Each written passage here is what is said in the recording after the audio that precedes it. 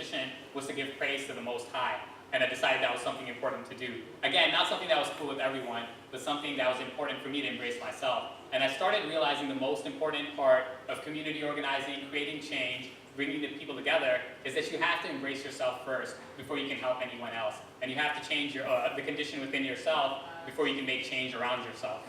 And really, I really wanted to do it for these folks. This is a picture I took out in Jamaica, and I started slowly traveling the world, going to Morocco, Algeria, Kazakhstan, Jamaica, Brazil, Italy, the list goes on, and working with young people and utilizing art to create social change. Art is important, and I know to some people it's like, well, it's just art.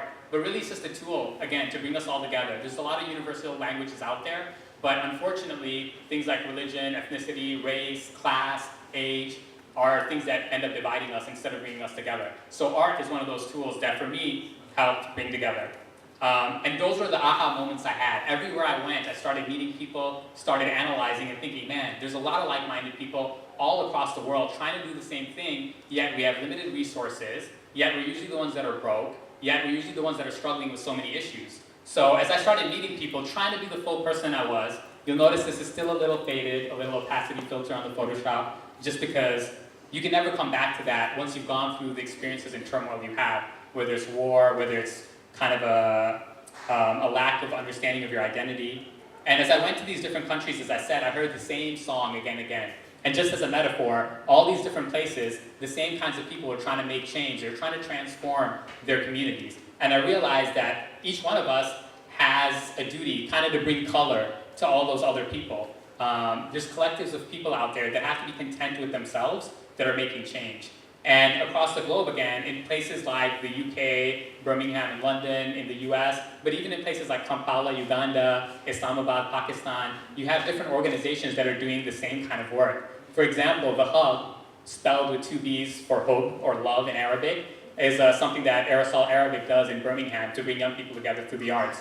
There's Pushkas in Islamabad, the Center for Arts, Culture and Dialogue. Even in Karachi, where you'll see a lot of violence going on right now, they have things like the Peace Niche.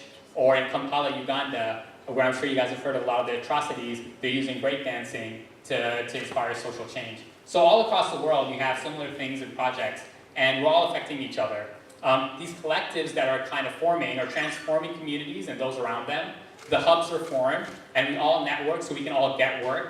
But we have to embrace ourselves first, because again, you can't help your fellow man, woman, whoever, if you're not comfortable within your own character.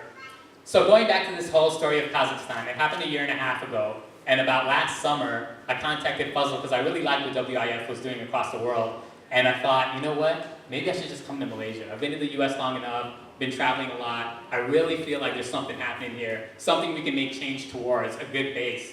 And when I came here, not only did I start working for WIF and find great brothers like Anas and Fazlo, I also found some great people with a few different organizations like Urban Village and Present Collective that are our partners now. They were doing different things, but they were all coming together to try to do something better for the community.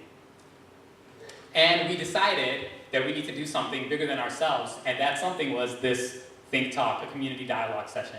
So our whole talk today has been coming towards this and why we do this, and why it's important for us all to come together and tell our stories. I don't just tell you my personal story just to tell it, but it's so you can know me better. And if we're going to build community, we all need to know each other a little bit better, not just on Facebook, not just as our professional titles and business cards. So when we're talking about building a global tribe, one of the main important things is this idea of the third space. We all have our homes, hopefully. We all have places of work or somewhere that we go to pay the bills, or a studio where we work in or whatever. But this third space concept is really lost. It could be a community center, which I don't see a lot of around. It could be a place of worship. It could be, for some people it's the gym, right? But these third spaces are what build community. Because oftentimes we're at home with our families, then we're at work in like this work automaton mode, but we don't have this place to build community. And the importance of a third space is being recognized all around the globe as places where young people can come and express themselves and again, build community, address issues, and create solutions. So the important stuff of the third space is it needs to be safe. People have to feel comfortable. And it has to be a comfortable and inviting space depending on whatever the culture is there. You have to be able to bring family, children, grandparents, parents in that same space. It can't be any more of this, well, only this age group is coming, because then it's not intergenerational, and we're not learning and we're not teaching. It has to be accessible, not only in location or neighborhood, but barriers to entry like money, class, language, it has to be community-led. Anyone can start a program, but if it's coming from money or power or big organizations and not the people, then it's not going to be effective. And lastly, it has to be value-driven. That doesn't mean somebody else determines the values, but the community has certain values. Every community does. And those core values of the community need to drive that third space concept. The second thing is embracing people power. People are a healthy natural resource, and that natural resource is best when it's kept happy. So people are our number one resource. We have to share in collective visions. It can't just be individual wealth-driven visions that are all about, man, I need to make money, I need to get my family on. It's got to be something that comes together and is more collective, so we can start talking about things like cooperative economics and changing the systems that exist now. We have to collaborate instead of compete, which is something that Urban Village always talks about. And we have to start specializing. Everywhere I go, every organization, especially NGOs, want to do the same thing. They want to do everything, and they want to be good at everything. But that's not going to work in a community. You have to specialize in what you do and let somebody else do something better and inspire someone to do something better so that you're not always the one in that power. I think that comes from a space of not working for community, but for working for the self. The last thing is global. I don't know if it's an official term, I probably heard it somewhere, but global basically is a joining of global and local, or global meeting local. All solutions that we have to be locally relevant. For example, I'm from Chicago. The greening of Chicago is going to be different than the greening of Kuala Lumpur, just because of the environment, just because of the climate. But also there's a lot of street violence, gun violence, and killing and murdering in Chicago right now. Not something that I see a lot of here. So our solutions and our problems are different, and we have to address them in different ways.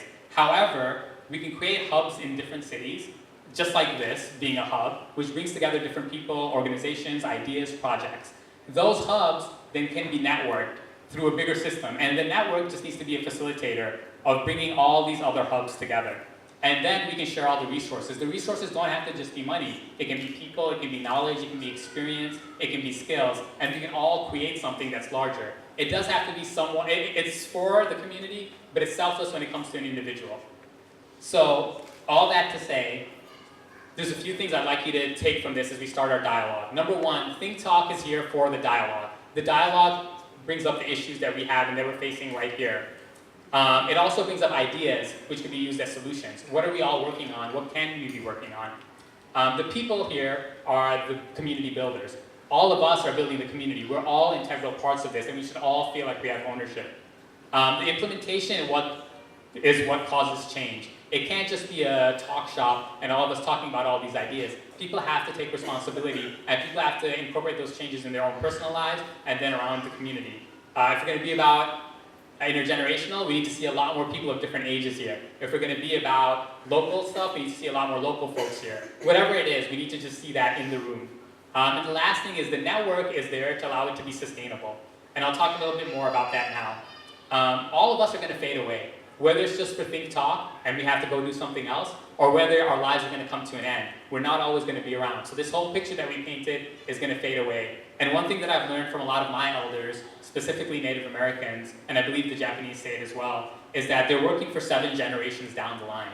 So imagine that, 7 generations. It's not your kids, it's not your grandkids, it's not even your great or your great-great-grandkids, but after that. If we can start doing that kind of change, then we know that we're not just working for ourselves, but we're really working to transform our communities and really our world. So the whole idea of sustainable change and creating a network is that eventually all of us start fading away, and there's probably some young kid here, maybe Azil is the youngest, but that's going to stay around, and it's going to hopefully do whatever work that everybody else was doing and take it on to the next generation. A quote that another one of my elders taught me was that change is inevitable, but progress is optional. So I hope we can all take that, think about it. This isn't necessarily the end, this is really the beginning. So we can kind of dialogue, talk a little bit, think about the ideas that we want to discuss here, and then from this point on, our topics will be a lot more specific, and inshallah one day be reflective of exactly what we all want to talk about. If you want to get a hold of me, hit me up on email, Twitter, Instagram, Facebook, etc., etc. And I think we're going to open it up to questions and then get into the dialogue. And don't worry, the food is here, so is the thinkTALK. We'll get to it eventually.